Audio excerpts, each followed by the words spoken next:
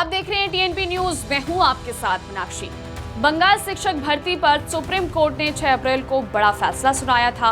Supreme court ने अपने फैसले में पश्चिम बंगाल में स्कूल सेवा आयोग के जरिए हुई करीब 25,000 शिक्षकों और गैर शिक्षकों की बहाली को रद्द कर दिया था।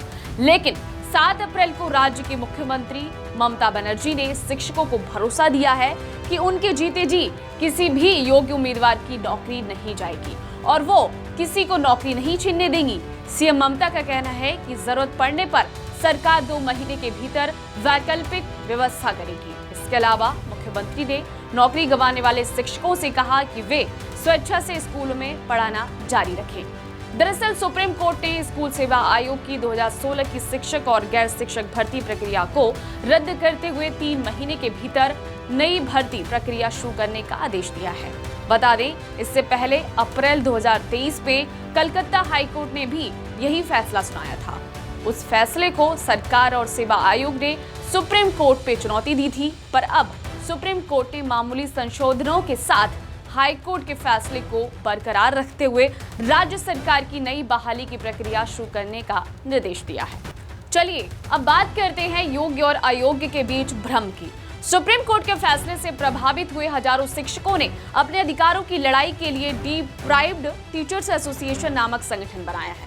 संगठन का दावा है कि उसके करीब 15,000 सदस्य हैं। कोर्ट के आदेश के बाद एसोसिएशन के प्रतिनिधियों ने राज्य के शिक्षा मंत्री ब्रात्य बसु से मुलाकात की इच्छा जताई थी, लेकिन मुख्यमंत्री ममता बनर्जी ने खुद इस बैठक में शामिल होने की सहमति दी और इसी आधार पर नेताजी इंडोर स्टेडियम में ममता बनर्जी के साथ शिक्षा मंत्री, मुख्य सचिव मनोज पंत और दूसरे वरिष्ठ अधिकारी मौजूद थे। बैठक से पहले कथित तौर पर योग्य और अयोग्य उम्मीदवारों के बीच तीखी झड़प हुई, जिससे इलाके में अफरा तफरी मच गई। इस हंगामे में एक चीज बिल्कुल अलग थी, वो ये शहीद मीनार से जुलूस की शक्ल में स्टेडियम पहुंचे उम्मीदवारों के पास में एक पास का होना, जिस पर लिखा था हम लोग योग्य हैं। लेकिन ये पास किसने जारी किया है ये स्पष्ट नहीं हो सका है। लेकिन उम्मीदवारों का तो ये दावा था कि ये पास उन्हें राज्य सचिवालय से मिला है। हालांकि सरकार की ओर से इसकी पुष्टि नहीं हुई।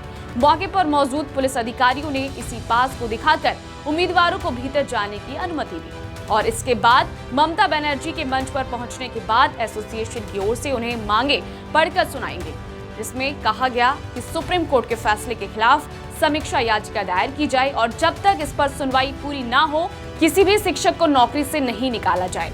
साथ ही यह याचिका उसी खंडपीठ के सामने न दायर की जाए जिसने ये फैसला सुनाया है।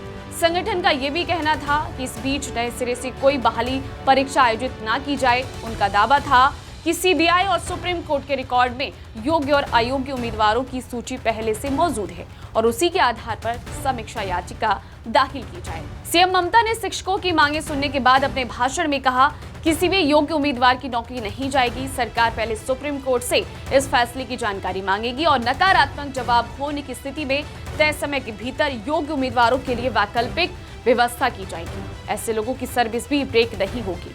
अब सवाल ये है कि जहां एक तरफ सीएम ममता बनर्जी ने तो ये कह दिया कि मैं अपने जीते जी नौकरी नहीं छीनने दूंगी, लेकिन अचानक इतनी बड़ी तादाद में शिक्षकों को हटाने से पूरी व्यवस्था भी तो बिगड़ सकती है।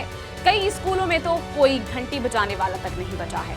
ममता के रिएक्शन से ऐसा मालूम होता है सुप्रीम कोर्ट पर सीधे टिप्पणी करने के बजाय उन्होंने विपक्षी दलों की आड़ में इस मुद्दे पर आक्रामक रुख अपनाया है और ये भी साफ है कि वह अपनी राजनीतिक जमीन बचाना चाहती हैं और नौकरी गंवाने वालों के साथ खड़ी दिखना चाहती हैं। लेकिन बात यह भी है, अगर मुख्यमंत्री के पास योग्य और अयोग्य उम्मीदवारों की सूची मौजूद है तो उसे लेकर सुप्रीम कोर्ट क्यों नहीं जाती? योग्य को नौकरी मिल जाएगी, अयोग्य को बाहर का रास्ता। खैर, जो भी हो, अब देखना होगा सीएम ममता कोर्ट बनाम शिक्षकों की लड़ाई में साफ तौर पर किसका साथ देंगे। फिलहाल के लिए इस पूरी खबर पर इतना ही। लगातार बने रहिए टीएनपी न्यूज के साथ। नमस्कार।